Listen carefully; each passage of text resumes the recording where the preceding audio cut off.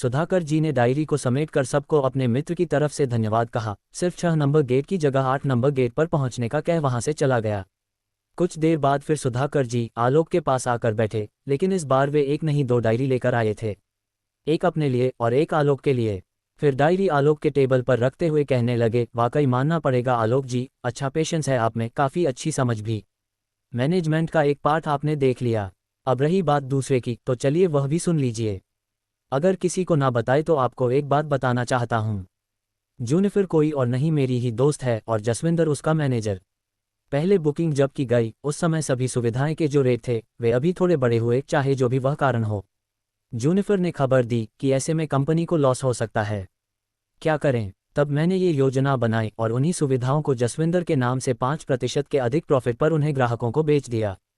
Market ऐसा ही चलता है। एक तरफ जूनिफर के लिए कोई समस्या ना हो, इसलिए पहले उनकी पर्सनल प्रॉब्लम को सामने रखा गया ताकि सभी उनकी पर्सनल प्रॉब्लम को कुछ देर तक समझ सके। फिर इसके पहले कि लोगों के दिल दिमाग में किसी कानूनी कार्रवाई का विचार आए या कोई समस्या खड़ी हो, तुरंत दूसरे विकल्प को पेश करने से सबका ध्यान तत्काल समाधान की ओर चला गया। जब सभी को ये पता चला कि मैं जूनिफर से उनका पूरा पैसा वापस लाकर मात्र 10% की वृद्धि में वे सब सुविधाएं उपलब्ध करा सकता हूं, उन सभी के मन से जूनिफर का ध्यान ही हट गया। लेकिन इन सब के बीच चलते हुए जहाज में मैंने न सिर्फ एक व्यापार को हानि से बचाया, वरन उसे अतिरिक्त लाभ पहुंचाकर खुद भी लाभ तो कमा ही लिया। साथ ही साथ इस शिपयार्ड की शाख भी बढ़ा दी कि यहाँ का स्टाफ उन्हें कभी नुकसान नहीं होने देगा। आलोक जी, जब व्यापार में कभी कभार ऐसी स्थिति पैदा हो जाए तब कठोर निर्णय लेकर उसका समाधान भी सरल रूप में इस तरह से करना चाहिए कि किसी को नुकसान भी ना हो और व्यापार भी संभालने के साथ लाखों कमाए जा सकते हैं। तब ही कहीं व्यापार सफल हो सकता है। मैं यकीनन तो नहीं कहता, लेकिन इन चंद दिनों के सफ़र में शायद मैं आपको व्यापार के उस गुड़ रहस्य को समझा पाने में सफल हो जाऊंगा। यकीनन तौर पर आपको पता भी ना चले कि अपने व्यापार के महत्वपूर्ण निर्णय को लेने की कला कब सीखी। ठीक है, कॉफ़ी पीजिए, कहते हुए वह समुद्र की ओर देखने लगा। लेकिन आलोक जानता था कि तिरछी नज़रों से आलोक के चेहरों पर उठने वाले भाव का वो आंकलन कर रहा था। अच्छा, तो मुझे क्या सभी लोगों की तरह नया टिकट लेना होगा या पुरानी बुकिंग से ही काम चल जाएगा? ये भी बता दो सुधाकर, आलोक ने अपना पक्ष रखते हुए सुधाकर को कहा। वह तो जैसे इसी बात का इंतजार कर रहा था, तुरंत बोल उठा, सर बात यह है कि आपको सच बताने या ना बताने से कोई फ़ायदा नहीं है। कोई भी व्यापारिक संस्था इस तरह अपनी शाख महज एक ट्रिप के यात्रियों के लिए दांव पर नहीं लगाती। फिर किसी न किसी को तो गवाही के तौर पर मुझे रखना ही होगा कि जूनिफर अपने वादे से कभी नहीं मुकरती। इसलिए जैसे ही आप शिपयार्ड पर पहुंचे तो आपको जसविंदर जी खुद ही इंटरचेंज के नोटिस के साथ मिल जाएगा और आपको उस 10% से बचत भी मिल जाएगी। सुधाकर बड़े आत्मविश्वास के साथ आलोक के सामने इतने व्यापारिक तरीके से पेश आ रहा था कि आलोक को हंसी आ गई। उसे हंसता हुआ देख सुधाकर फिर पलट कर बोला, क्या हुआ आलोक सर, आप मुस्कुरा रहे हो? 10% की बचत पर या सच जानने के बाद कहते हुए बड़ी उत्सुकता से आलोक पर ध्यान केंद्रित कर पुनः कहने लगा, नहीं सर, मैंने सच कहा आपको। वाकई कोई हिडन चार्जेस नहीं देना होगा। इस पर थोड़ा गंभीर होकर आलोक ने फिर अपनी बात दोहराई और कहा, जानता हूँ, मान भी गया कि दुनिया में सीखने के लिए सिर्फ किताबी काफ़ी नहीं है। लगता है सफ़र अच्छा रहेगा। इतने कम समय में बिजनेस इतना बड़ा लेसन, वह भी प्रैक्टिकल, शायद ही कोई सीखा सकता था। सच बताऊं सुधाकर जी, आज तक मैंने बिजनेस का इतना अच्छा तरीका कभी नहीं देखा।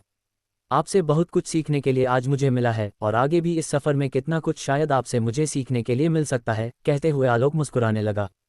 हाँ आलोक सर, यही तो बिजनेस का उसूल है। हमारे बड़े बुजुर्ग ने हमें यही समझाया कि जब तुम्हें ज्ञान किसी से लेना हो तो उसमें क्या छोटा और क्या बड़ा देखना। जहाँ से ज्ञान या कुछ बातें सीखने के लिए मिले तुरंत हासिल कर लेना चाहिए। बहुत से लोग अपनी अच्छी खासी नौकरी को छोड़कर कभी कभी बिजनेस में हाथ आजमाने के बारे में सोचते हैं, क्योंकि उन्हें ये बात समझ में आ गई है कि नौकरी आज है शायद कल नहीं, मगर उनका बिजनेस हमेशा उनके साथ रहेगा। हालांकि ये अलग बात है कि बिजनेस में भी उतार चढ़ाव आते रहते हैं, मगर कुछ बिजनेस सदाबहार होते हैं और वक्त हालात परिस्थिति जैसी भी हो, मार्केट में उनकी डिमांड सदैव बनी रहती है। क्यों सही कहा ना आलोक जी, कहते हुए सुधाकर आलोक की ओर देखने लगा। किसी भी बिजनेस को एक बड़ी ग्रोथ दिलाने के लिए एक अच्छी प्लानिंग की ज़रूरत होती है। बिजनेस तभी सफल होता है जब उसे अच्छी योजना के साथ शुरू किया जाए। एक सही बिजनेस योजना बनाने से अपने बिजनेस की बारीकियों को समझने में मदद मिलती। ये बाजार और प्रतिस्पर्धियों को भी बेहतर ढंग से समझने में भी मदद करता है, ताकि आप एक सफल और लाभदायक बिजनेस वे चला सकें। आलोक जी, देखा जाए तो हमारा भारतीय बाजार बड़े पैमाने पर छोटे छोटे बाजारों से बना है। अपनी पसंद के ग्राहकों को आकर्षित करने के लिए प्रत्येक बाजार का अपना दृष्टिकोण होता है, जिसके जरिए कस्टमर आपके बिजनेस और प्रोडक्ट की ओर अट्रैक्ट होते हैं। किसी भी बिजनेस को आगे बढ़ाने के लिए नए कौशल सीखते रहना सबसे जरूरी है। भारतीय बाजार गतिशील है और स्थिर गति से विकसित होता रहता है। इसका ज़्यादा से ज़्यादा लाभ उठाने के लिए हमें हमेशा नई स्किल्स को सीखना होता है, वरना हम लोग मार्केट की भीड़ में पीछे रह जाएंगे।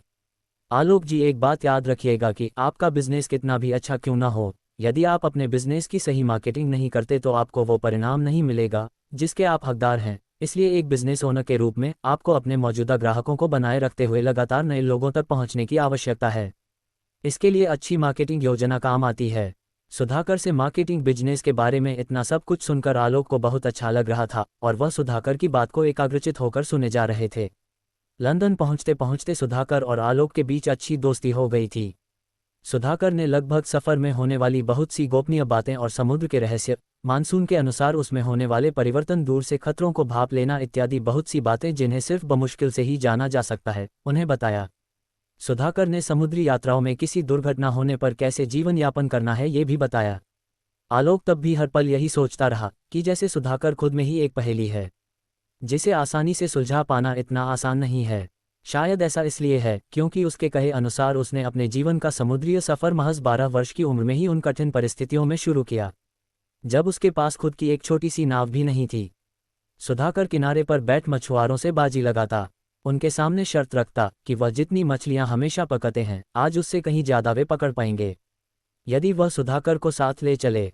लोग उसे शर्तिया तौर पर अपने साथ ले जाते, यही सोचकर कि ठीक है, सफ़र में एक से भले दो। लेकिन जब वास्तव में, चाहे नसीब से कहो या सुधाकर की पैनी नज़रें या शातिर दिमाग का कमाल, सचमुच झूठ मूठ से अधिक मात्रा बताने के पश्चात भी उससे कहीं ज़्यादा मछलियां उन मछुआरों के हाथ लगती है। वे खुश होकर धीरे धीरे अब सुधाकर को साथ लेकर जाने लगे। कुछ ने कई बार सुधाकर को साथ लेकर जाने के पश्चात पहले से ही दोगुनी मछली पकड़ने के पश्चात भी सुधाकर को शाम तक कुछ भी नहीं दिया।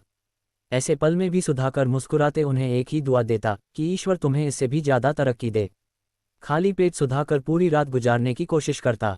ऐसे पल में जसविंदर, जो अक्सर शाम को टहलने समुद्र के किनारे आया करता था, जानबूझकर कुछ ब्रेड लाकर आता और सुधाकर के पास छोड़ चले जाते। धीरे धीरे सुधाकर उन बेईमान लोगों से कहते चला गया और कुछ नए परस्त लोगों की नज़र उस पर पड़ी। उन्होंने सुधाकर को अपने साथ रखा और धीरे धीरे सुधाकर का जीवन स्तर उन लोगों के साथ रहकर सुधारते चला गया। एक दिन ऐसा आया जब वह छोटी सी शीप चलाने वाला नेकदिल इंसान शिपयार्ड का मालिक बन गया। तब उसने विचार किया एक लंबी दूरी के सफ़र के लिए, और एक ऐसे समय उसे सबसे ज़्यादा समझदार सुधाकर के अलावा और कोई नज़र नहीं आया। शिपयार्ड के मालिक ने सुधाकर के सामने पार्टनरशिप का सुझाव रखा और एक नई शीप का उसे बराबरी का पार्टनर बना। लिखित तौर पर सारे पेपर सौंपने वह संध्या समय सुधाकर के घर जा पहुंचा, जहां सुधाकर अपनी मस्ती में पक्षियों को दाना डाल रहा था। सुदीप पाल नाम था उनका। सुदीप पाल को देख सुधाकर हड़बड़ा कर उठा। उसके इस हरकत से सारे पक्षी एक साथ उड़ गए, लेकिन तब भी 2 कबूतर वापस लौटकर सुधाकर के हाथ पर बैठ दाना चुगने लगा।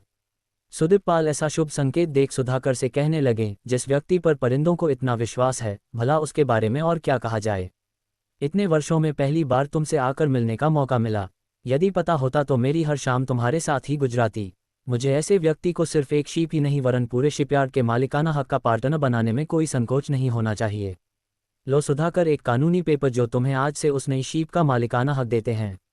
तुम जहां चाहो वहां, जिस दिशा में चाहे उधर, या जिस व्यापार में चाहे उसका इस्तेमाल कर सकते हो।